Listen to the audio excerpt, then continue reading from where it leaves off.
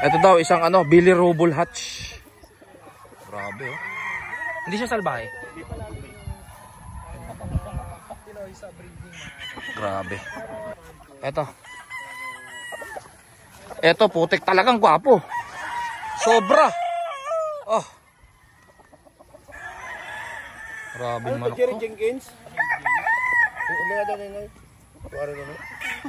Joe Brown pala.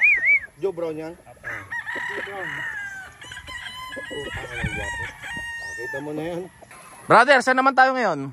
Sumama lang kayo para... Ayan oh.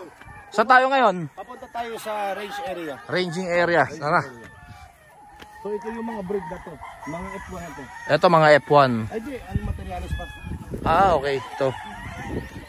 Grabe brother, ganito magandang kulay na ano, broodcock oh. So syempre, sino ba naman ang hindi gaganahan kapag ganito nakikita mo? Eh yung dagat oh. Tapos ito yung farm mo. Grabe. Sobrang ano, solid yung ano dito. Uy. Pwede na mag-retard dito. So ito yung ano nila, ranging area nila oh. Grabe. Dito mo, ang utak ng pinsan. Ang utak ng Marlon to. Yan oh. Kuya Marlon. Ang sarap ng hangin dito no, yung ano ng dagat. Imagine mo, ilan yan yung pababa oh. Oo. Hagdan-hagdan tapos may mga drainage pa. Si MGM. Na Hindi, mahangin eh. Itong nauna mo, ano to? Local early bird pa to, no? local early bird. Ang ganda mo, bandaga din to Kuya Marlon, no? Oo. Grabe yung mga ano nila oh. Yung mga bahay, 1, 2, 3, 4, 5, 6, 7, 8, 9, 10, 11, 12, 13, 14, 15, 16. Grabe, 16 yung ano, 17, meron pa doon 18. Lupit. Grabe yung lugar na to, para nasa paraiso. Eh syempre tayo, ordinaryong magmamanok lang tayo. At least meron tayong ano, nakukuhang idea. Ayan oh. Alam mo yung ilan yung ano, local 1,100. Ako nga, 10 lang, okay na. Wala yung libo ah. Libog lang, libog. 10,000. Murag yun na. Kung bibigyan ka ng chance ang ano, kunyari magde-develop ka ng sarili mong farm. Ganito? O ano yung sa mga nakita mo dito ang pwede mong gayahin? Tingin ko, halos lahat eh. Parang, ano na kasi, established na eh, di ba? Oo. Nag-design. Tapos ang ganda ng pagbaba eh, kita yung view.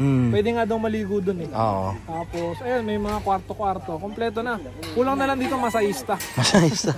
Pero dito sa area to parang Yung Team Busog gusto ng masaista. Team Busog oh. Kumain pa to kagabi. Oo, ayun pa. Oo. Tsaka ano eh, kung ako bibigyan ng chance dito, maglalagay ako ng bahay diyan. Dito, Para view, no? Pag ano, no? Ang tao dito, 15. Oo. Doon sa isa sa Bunga, malapit sa hindi na natin pinuntahan kasi cording area lang yan yung nandun. May mga pulit din. Siya, 9. Ilang hektarya ba to? Itong buo na to? Ito siguro kung mga 5. Oh, 5. 7. Tapos 15 yung tao nila. Alam mo ha? Ayan oh. So madaling sabi, bali ano na, 22. Doon pa sa kabila. Mga train. Pagod ko. Oh, ayan oh. Pag nauwa ka, ano yan? Mineral water pa yan ha? Oo, fresh yan. Oo. Di ba? Galing bundok yan. Fresh yan, may umiihi nga doon kanina eh. Hindi, tsaka hindi yung buko, hindi mo napaproblemahin. So alat, saglit, isa na. Pasok. Alright, so nandito tayo ngayon sa pinaka-taas. Yan, so papakita natin yung area. Grabe, sobrang solid dito. Tsaka napakasarap ng hangin. Napakasarap ng hangin. Pero mo ito, kita na natin yung dagat oh. Yan. Tapos, ito. Ano nila, mga ranging area. dagat, pwede nga daw mag-swimming dun eh. Diba?